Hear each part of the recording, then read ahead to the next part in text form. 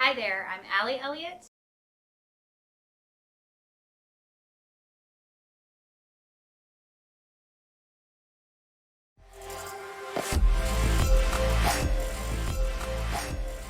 Hi guys, I'm Allie Elliott. We're back again today with the second live stream, and today we're going to switch gears a little bit and go into marketing, which is my specialty. I knew marketing before I knew photography. So I'm going to give you a head start. Right now we're all wrapping up. Back here. We're wrapping up our 2021. We're getting ready to head into 2022, and I want this to be huge. I want this to be huge for all of us. We've come out of two really tough years. We're looking forward to progress. And I'm going to help set you up with a marketing plan. I do a lot of speaking throughout the country over the last 5 or 6 years. And I always ask at the beginning, who has a marketing plan? And if I'm lucky, one or two people will raise their hands. Then I will ask who's actually following your marketing plan, and then those people will slowly lower their hands. So I'm going to help you get started. We're going to lay out the bones of an easy marketing plan to get started, to go heading into the new year ready to hit the ground running. And it seems like a daunting task to prep for the whole year, but what we're going to do is set you up with a doable plan that the legwork is already done. So when it comes time to do it, when you're getting into your busy season, when you're getting into the meat of the year, you don't have to think about marketing. I have always felt like as photographers, we say the busy season. The busy season is fall. Everybody's getting their Christmas card pictures done. Around here, it's the fall leaves. Everybody wants that in their images. There's the busy season for photographers, and then the rest is kind of treading water, hanging on until we get to the busy season. I have a theory that that is a myth, because what happens is we start the year and it's quiet. Everybody's tired from the holidays and broke from the holidays, and we don't get a lot of work. There's nothing to get a card for. We don't have to have our Christmas card picture or anything like that. So it's a little bit quiet, and we panic and we market. And that's when we do the bulk of our marketing. And as we do that marketing time and time again, and it comes to fruition, we fill up our calendar, marketing gets pushed to the back burner because we're busy. We've got the meat of our job. We've got shooting and editing and all the fun stuff that we want to do. We're busy with that. So marketing gets pushed off to the back because we're not panicking about where our next client's coming from.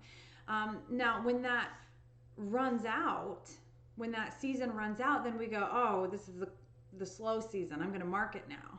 But if we were to set it up that we are marketing continuously throughout our busy season, and we set it up in a way that it's not adding pressure to a time that we're already under pressure, then that business is going to be smooth, and it's going to transition. It's not to say you won't be more busy in the fall when people are naturally coming to you more readily, but it's going to be a steady stream of people. And I'm on year 5 maybe of my busy season, and I'm going to help you get there too.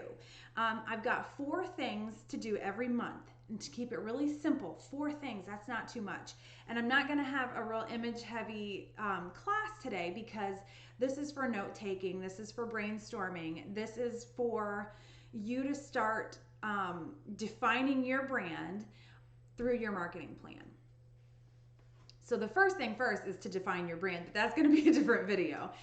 This is the next step, or you could do this before and then refine it afterwards. But number 1 of our 4 things per month is in person. And this has been difficult the last couple of years because we are hiding half of our face. And, I don't know if we're supposed to shake hands anymore. It changes all the time. You should have been washing your hands well before 2020, so I'm not even going to mention that. But it's coming back little by little, depending where you're at in the country, depending what town you're in. These types of things are happening again, and we can get together in marketing groups.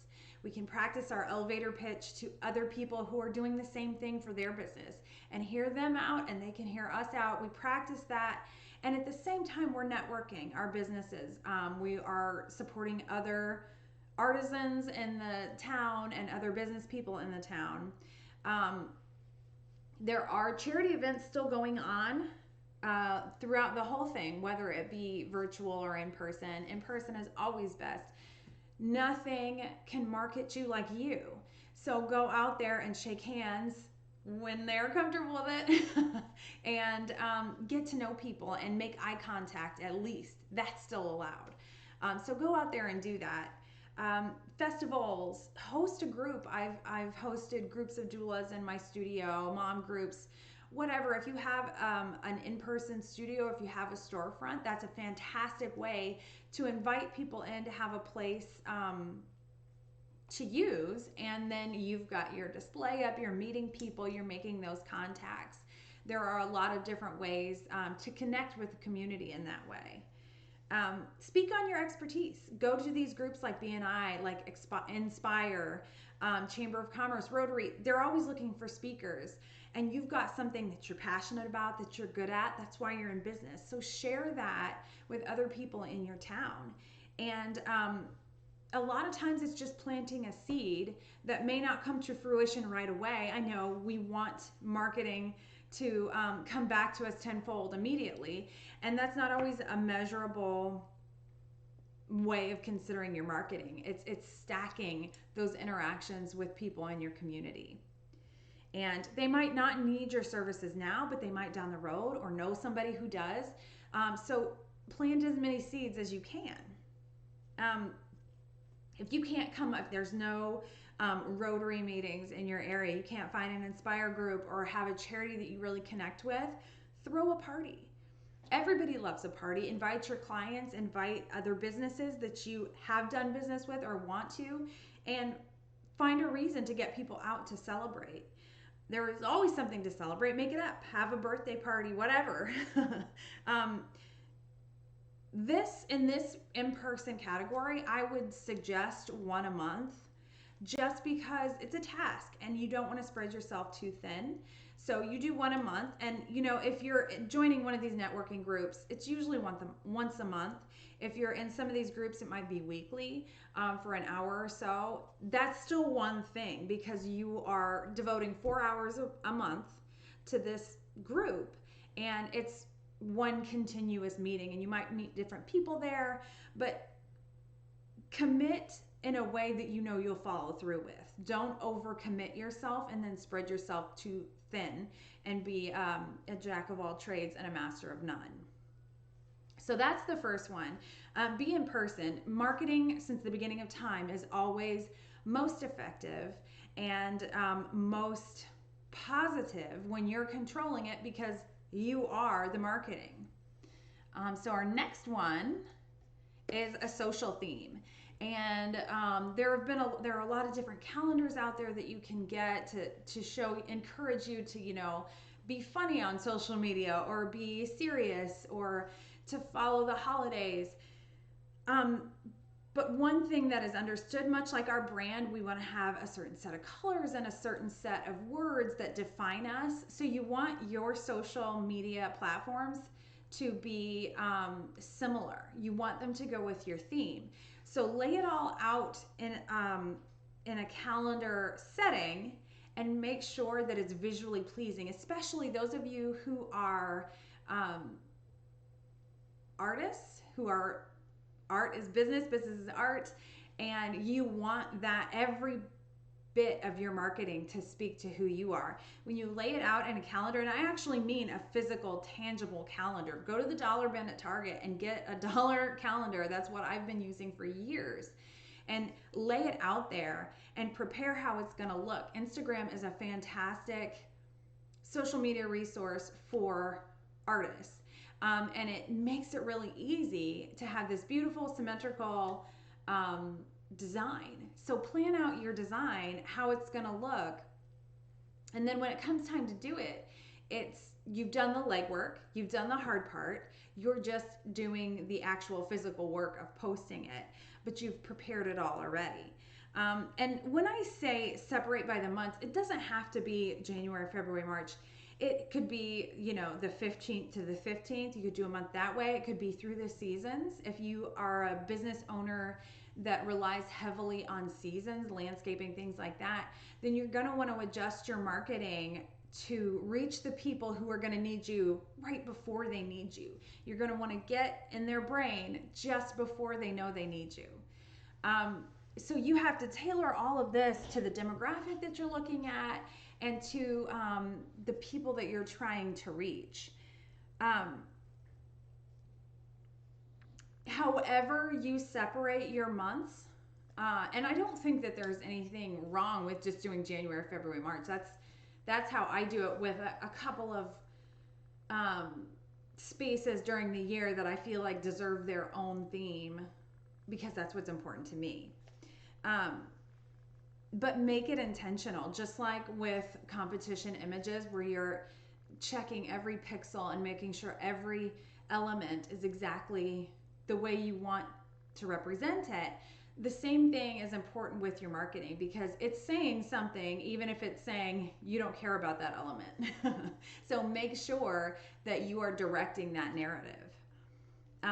Celebrate your birthdays, charities, all of this stuff. Lay it out and make it pretty. Go by theme. I think I'm going to go with a color theme this year for my social media marketing for my photography studio, and just because it's something fun, and at the end of the year it's this beautiful gradient of colors that are pre-designed, and when you look back over the year it's going to make a lot of sense.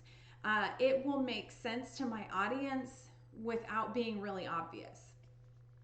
So it will, after a little while, they'll just auto predict in their minds the direction that I'm going in. And that's exactly what I want. I want that subtle allure of predictability and still wanting to see where I'm going with it.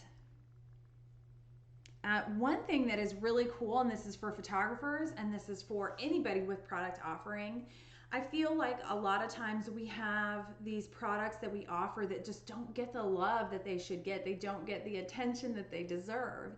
And this is a perfect opportunity to highlight the things that we love about it. We added it to our offering for a specific reason. So this is a chance to showcase a beautifully textured frame or the way a deckled edge print shows in a home.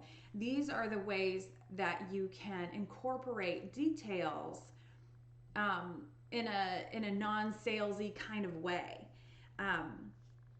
And again, with the social media theme, just make sure that it's something you can follow through with. Set the precedent ahead of time with just, if you're doing 4 things a month, if that's all you do for marketing, make sure you are doing them so thoroughly and so beautifully that that is more than enough. Another thing that you can do with your social media themes is to highlight other local businesses and then work with them to highlight you. So you're sharing your demographic and you're sharing your audience with other businesses in the community. Then not only are you cross promoting each other, but you're also working out in person, hopefully too, if you're just going door to door talking to them. I am really lucky that my little studio is around a lot of other small businesses, and I have had the pleasure of collaborating on marketing and different kinds of things with all different kinds of businesses, and people are ready. I went out on Black Friday for the first time in years with my sister, and we just kind of wanted to go like grab a coffee or whatever. The mall was packed. That mall has not been packed in 20 years, but it was packed this year. People are ready to get out and connect again. And we can make that a part of our marketing and make that a part of our business so that we are growing with that need. All right, we're already on 3 of 4, and we are on the lost art of tangible marketing. It's been lost to a digital world because digital is easier, it's faster, it's less of a commitment, it takes less planning. You can just slap some social media posts up there and call it marketing. Oftentimes in my marketing lectures, I don't want to call them lectures, what's something more fun than that? Presentations, that's also not fun, but I promise they're fun. When digital took over marketing, it took a lot of the thought out of it. And we are bombarded every day with a sea of ads, of sales pitches, of colors and textures and sounds. And it's hard to stand out in that environment. So we can take it back old school and we can get some tangible marketing in the hands of our clients. Give them something to touch, to feel, to have that texture. We are all missing that element of our senses. And well before the pandemic, I have always encouraged the people that I'm working with to use every sense imaginable in their marketing. You want people to, you want it to smell good in your studio. You want to offer them food and have it taste good. You want to take advantage of every single option that you have and make sure that it's positive.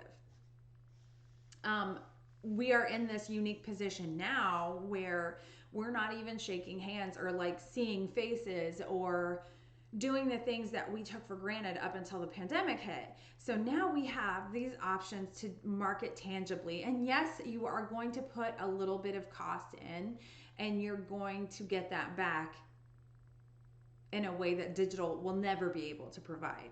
So some of the options, I use postcards a ton in my business because they're quick and easy and inexpensive, and they are a great way to just reach out to clients that I really want to see back. And they can slap that on their fridge, and every time they go to get the milk out, you're right there. And when it's their own children or their own picture, they're going to save that. They're not going to throw that away. Your business card, they might throw away. I don't know. It depends how cool your business card is. But magazines are a phenomenal way. I loved keeping in touch with my client base through magazines, and it's a cool way for them to see their images in a new light, and it's something they can share with people because they're excited to be a part of it. And it gives them something to do. We're kind of getting out of this place where we were all quarantining. I loved using the magazines when we were quarantining to give people something to flip through.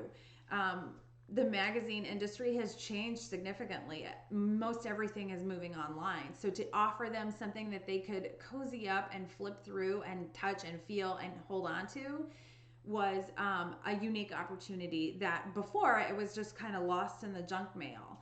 But that's different now. We can also offer business cards, make them special, make them stand out with a cool texture or a cool shape. We could do welcome packets and make people feel special when they come in for their consultation, or whatever your business is, the first contact with them. Give them something to hold on to, something to take home, something to show their spouse or their business partner, whoever they want to work with, or even their kids, and show them their kids and get excited about their photo shoot or however they're going to engage you for your business. And it doesn't have to be all expensive. Brochures, flyers, business cards, those things are pretty inexpensive anymore, and you can get a nice, good quality. I love Moo for their business cards. They are top shelf, in my opinion. So anything like that that you have that people can hold on to, tuck one of those into every single month, and you're going, there are a lot of months to spend on that. There will be some great sales coming up. Vistaprint, maybe Moo, a lot of them tend to have those sales at the beginning of the year. So take advantage of that and prepare for your month or your quarter or however you want to divide them, and get them pre-printed. So all you're doing is dropping them in the mail, or you're dropping them off at other businesses to put out as flyers, or however you're going to distribute them. That's the only part you have to do. You're getting them printed, you're thinking them through, you're going back to your color theme, and your social and your tangible are going to coexist and work together. And it's all going to make sense in the minds of our clients and help weave the threads together to make that loyalty, make them ready to commit to you as a consumer. All right, we are already on number 4, which is word of mouth encouragement. This one can work in conjunction with any of the others. It can work in person, it can work tangibly with a social theme. Ideally, all 4 of these things all fold together and all work together in a way that makes your brand seamless and your marketing all smooth and complementary to one another. So you can do this a lot of ways. My plans are always focusing around photography studios. If you have another business and you want specific advice on your business and how you can incorporate some of these ideas, throw it into the chat. If you're watching this on YouTube, put it in the comments or email me and I will get back to you. I will have another live stream. But as far as word of mouth encouragement goes, you can go the traditional route, the referral plan. You can stick some tear outs in the magazines that you're sending tangibly and have them share with a friend, throw some business cards in there. You can offer extended family offers or bring a friend special. They're very popular now is like the glamorous portraits and where you're getting hair and makeup. And of course it makes retouching easier, but it's also fun, and it's fun to pamper your clients, and it's fun to play dress up, and it's fun to do it with a friend. So incorporate that into your marketing plan, and when in the year would be a good match for you, and make it enticing to them in some way to have all those things work when it's best for you. Now, for all 4 things, write it out. Put it on a calendar. Make it happen. Anything that you can do ahead of time, get it done now. Because truly, the next 3 or 4 weeks is probably the slowest time of the year for a lot of businesses. Photographers are not immune to that. This is definitely a slow time. A lot of people just close the door and enjoy their family, and that's absolutely perfect too. But you want to get a jump on your preparation for the next year. 2022 is gonna be the year. I can feel it. And I hope that ages well. I hope that doesn't come back, just like everybody who said it in 2020 in January. It came back to bite them. But what we can do is set ourselves up to make it a smooth, easy, seamless year where our marketing is on point and it's done and it's thought of and it's mostly paid for, and all we have to do is keep the ball rolling. It's already started, we just have to push it down the hill. So if you are on here, let's see, it's free to follow, so follow me here on Twitch. Subscribe with your Amazon Prime membership. If you are on YouTube, follow me, subscribe to me on YouTube. Make sure you're getting notifications. Follow me on Instagram. I would love to have you here, and let me know what you want to see next time. My plan for the stream tomorrow is a little visual storytelling for one of my favorite images, one of my first images to perform very well. And the story behind that image is really dear to my heart too. If you have other stuff, if you have questions about marketing, if you have questions about the 4 a month, let me know. If you start to put it in action, let me see your results. I'll help you hone it. The chat, the comments will help you hone it. And we want to share in your success for 2022. Thank you so much for joining me. Have a great night.